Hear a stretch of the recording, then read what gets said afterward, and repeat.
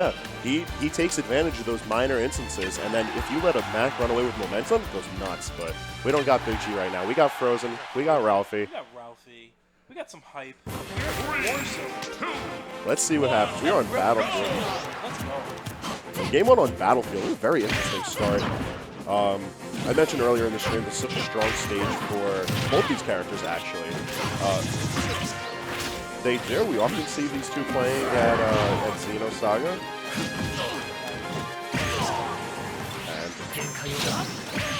Yup, but can he do it again? No. All of these well-spaced Dragon Launchers are just going to net that stock free for Frozen right out the gate.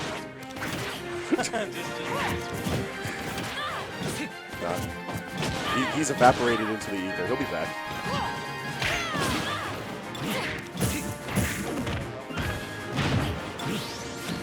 Yeah, he's going to have to be a bit more aggressive than we've seen throughout the day just because Frozen's not going to want to approach him. And he's got a solid lead, and wherever Ralphie's going to mess up, Frozen's just going to take advantage of all of that.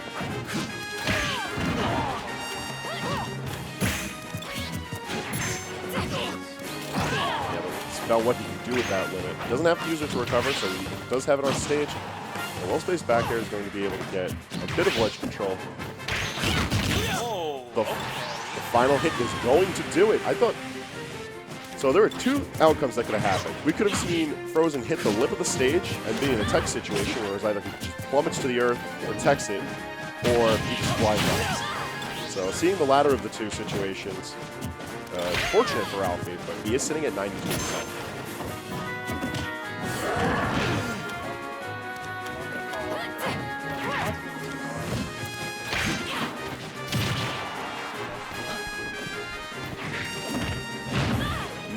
No.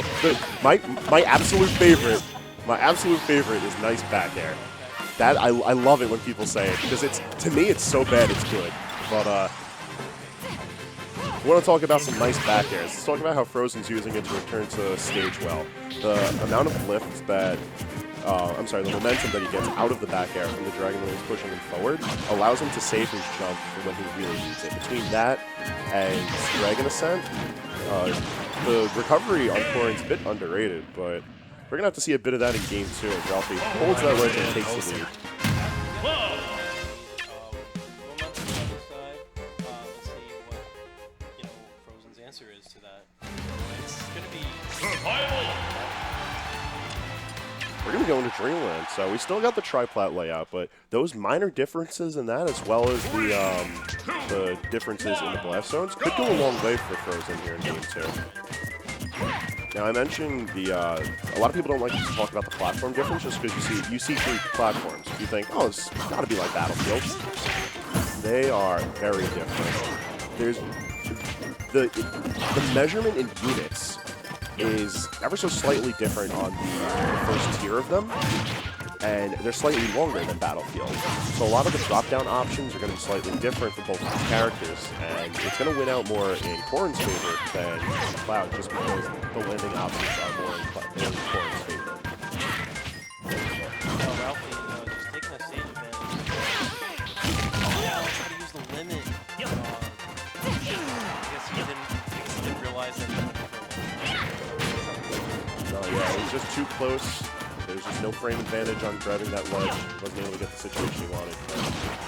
Don't worry, Limit will be back momentarily while Frozen just tries to evade the pressure of Ralphie hungry for the win.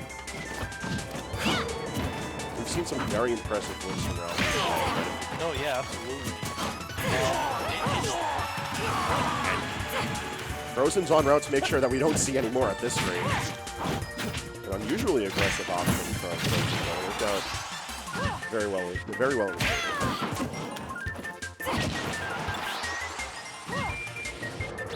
Coming back from deep using Dragon Fang to secure his first ledge. Frozen's going to stay in it. 132%. Just about any of Ralphie's options can take down. He's going to spin the roulette wheel and get limit climb hazard up to the top. Okay. Oh. Alright. Go back into neutral right now. Just, help each other out. Wow. Nice grab again. Yeah, these tech reads are just going so far for Ralphie, and he's just gaining so much advantage off of it between controlling all aspects of the stage to the percentage deficit Frozen sits in right now.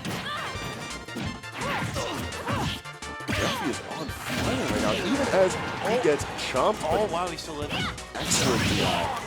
I like Ralphie's play where he, you know, saves the limit, and when he's off stage, he's like, all right, I'll just charge him and come back just fine. Yeah, Not a lot of clouds, I think do that. Should I say it?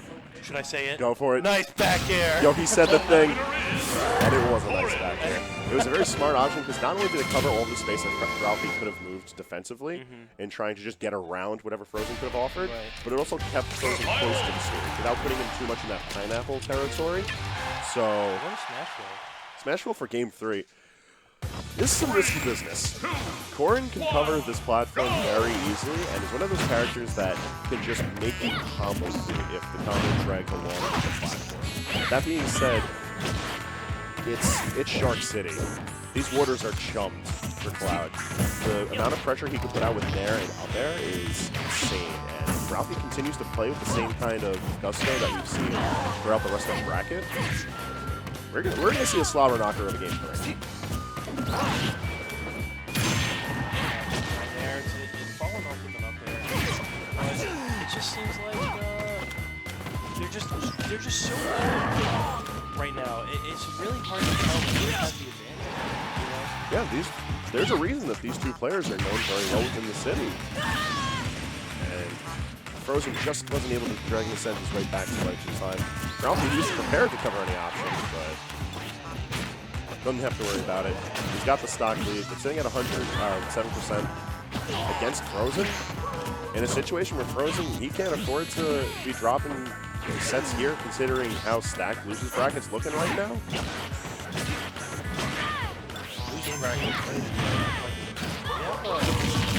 Is it going to happen, though? It's going to happen. A fantastic chain from Ralphie. He's going to be negative game 3. But I'd like to remind you that this is best 3 of 5. Like, we're not done just yet. No, yeah, no, we're absolutely not. This is quite the test of skill right here. Especially with the Cinco coming out. Yeah, they're really, they're feeling the win. The prize pot's looking pretty solid. Oh, this isn't just your average local. especially if you're they really do. Yeah, that's money. They came here to play right now. Yeah, they're playing a win is what they're going to do. So we're looking at game 4 on Battlefield, and I feel like I don't even have to say it at this point. Tripods is just a dangerous dance with both of these characters. So many movement options are opened up, but at the same time, so many defensive options allow for them to deny a lot of space between Cloud and Corrin. So it's all about who can take advantage of that the most, and for the time being, it is looking like Ralphie, and he's going to continue this chain.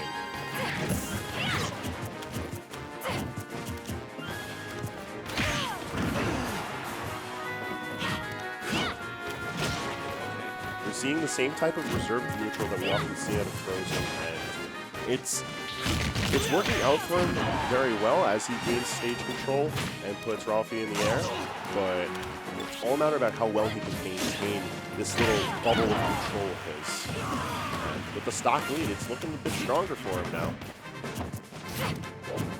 Now, whenever we talk about zoning, often it's used in reference to characters like Villager, like Pikachu, like Diddy Kong, characters that have the type of tools to keep someone at bay. But Frozen's one of the few sword characters in the game who has a lot further reaching tools, as well as a projectile, making their zoning game a bit more unique, keeping opponents sort of in a middle range, but also having all the tools that benefit them being close up. And we see a lot of that zoning game out of Frozen.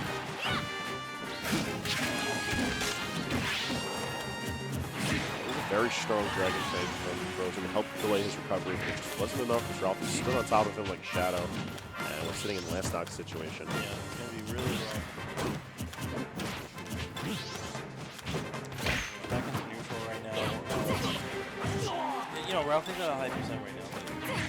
But with the meta like this right now, it's really hard to again, Yeah, Frozen's just going to have to maintain this type of control throughout Battlefield. Everywhere that he stands is just, the floor is lava. And Ralphie can't afford to mess up on these landings. And really, that's what Frozen's been able to monopolize on. Like, all of these poor landing options have just racked up so much damage behind. Yo, if he got it, though? If he got it, ooh. Twitch clips on deck. Twitch clip. Something cool happened.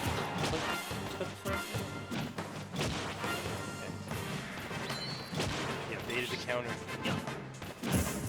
We haven't seen the counter out of Frozen for a while throughout this set, and I like it as an option, but bringing us into Game 5. Game 5? They're putting us quite a Yeah, I love Game 5 situations. Yeah. I always like just to see, like, what kind of, like, how they determine their Game 5s, like, how are they going to play? Yeah. Are they going to play, like, extra safe? They're just going to, like, do, like, 1 or 2 moves and then, like, go away? Are they just going to go aggro? Right. It really depends. One thing that I like out of the way that Frozen's been playing is that we haven't seen him shift his neutral throughout this entire set. Yeah, absolutely. He's played the same way that he always does, but he adapts it ever so slightly just to the situation at hand. Is his opponent playing extra aggressive? Does he need to be extra aggressive? Where does he need to keep that control? But the way that he does it is consistent across everything. And it goes to show the kind of fortitude that his mentality has throughout this game is that he can't be shooken. Or shook. We make up words as we go. English. We don't need it. But finally, Ralphie being able to put damage on the board after getting 94% on him.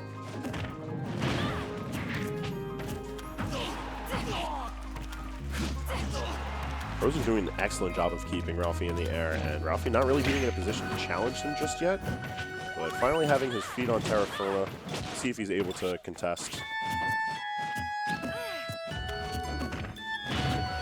And the forward throw just to maintain the ledge situation. I like this option out of Ralphie just because as long as those platforms don't travel too far out, it's going to limit any of his ledge options.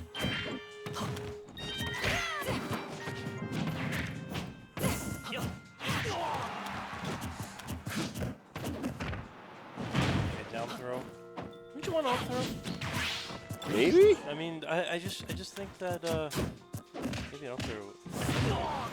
Well, definitely worked for Frozen in that situation. Typically speaking, we don't see Cloud's throws kill. We could see it off of a platform, maybe, but no. Corrin known for having a very strong up throw, and then the back throw also can't be slept on. It's a potential kill option, but it's more so a mix-up and a tool to reset the situation. Just because it's knockback is at a very peculiar angle.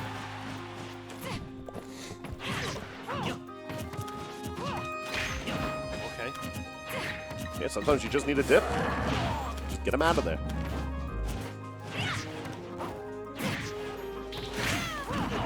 Blading in the opposite direction, an unfortunate missing clip from Ralphie, but he's still in it. I mean, 76% in counting. Okay. I like the evasive here. Yeah, because Frozen's gaining all the possible advantage he could out of this kind of movement. Oh, there he goes. Sitting pretty in winners finals. Oh, I'm sorry, grand finals. Yeah, winner's side Grants is going to be FS Frozen. Wow. Fantastic show right there, man. That was